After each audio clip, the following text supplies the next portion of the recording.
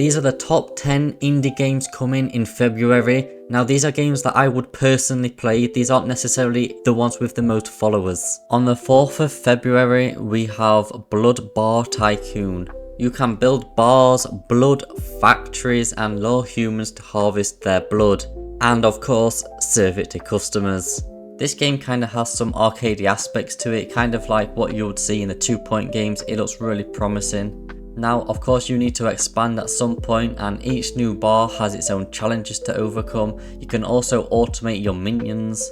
There looks to be some in-depth mechanics here at play too, which is always good to see. Moving on, we have Sworn. Now Sworn is a 1 to 4 player co-op action roguelike. It has over 200 unique blessings. Combine your blessings with unique character, weapon and ability selections, and test thousands of unique builds as you become a seasoned knight. Trying all the different characters and abilities in this game looks super fun. The art style and effects here look super fun to play with. I can't wait to try this out on the 6th of February.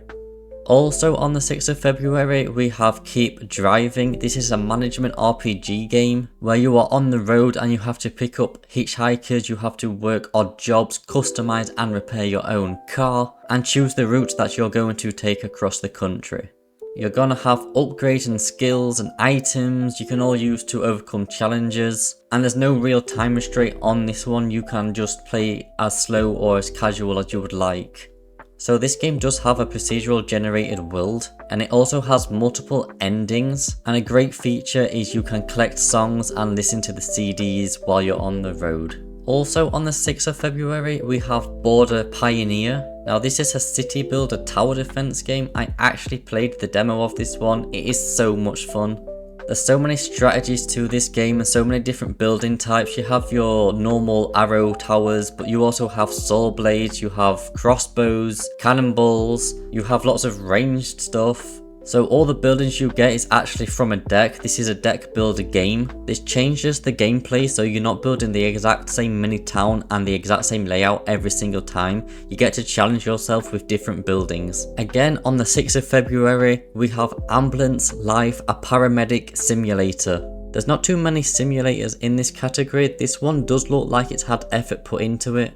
Lots of different mechanics in this one, and of course you can drive the ambulance, which is great. Also when you're at the scene there seems to be so much going on here that you can do in this game. This game does look good and entertaining, so if you do like simulator games, definitely give this one a try.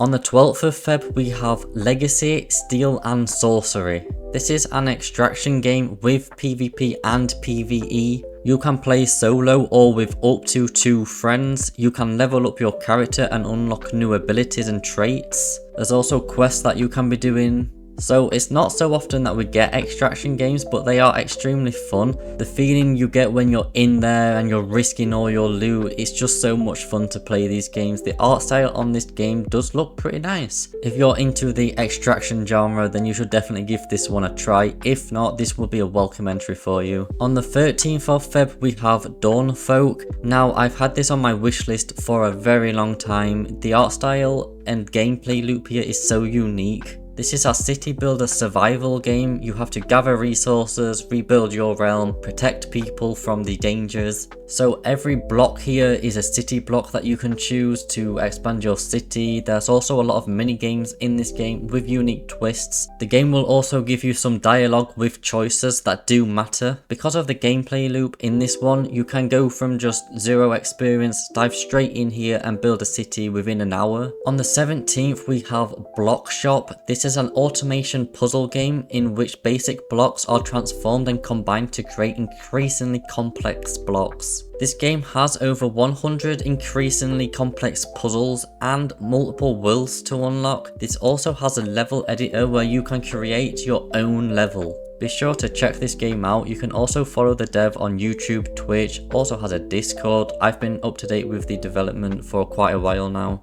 On the 18th of Feb we have Lost Records, Blue Man Rage. This is made by the same creators that made Life is Strange. Film your summer in 1995 and create memories of a lifetime with your new friends. 27 years later, confront the dark secrets that made you all promise to never speak again after that hateful summer. So you can expect your typical rollercoaster of emotions with this game. These developers really present the games in such a unique, special way, and everything comes across perfect. The games are well polished. Also, your dialogue will matter in this game like it does with all the previous games, and this game looks outstanding. On the 21st, we have Die in the Dungeon. Fight your way through a mysterious dungeon in this deck building, turn-based roguelike game where you don't use cards but dice. Deal with enemies by combining powerful dice on your board, boost their effects with magical relics, and risk it all, hoping for a good roll on unexpected encounters. You can craft your deck from an ever-growing collection of dice, and you can use so many combinations to discover or exploit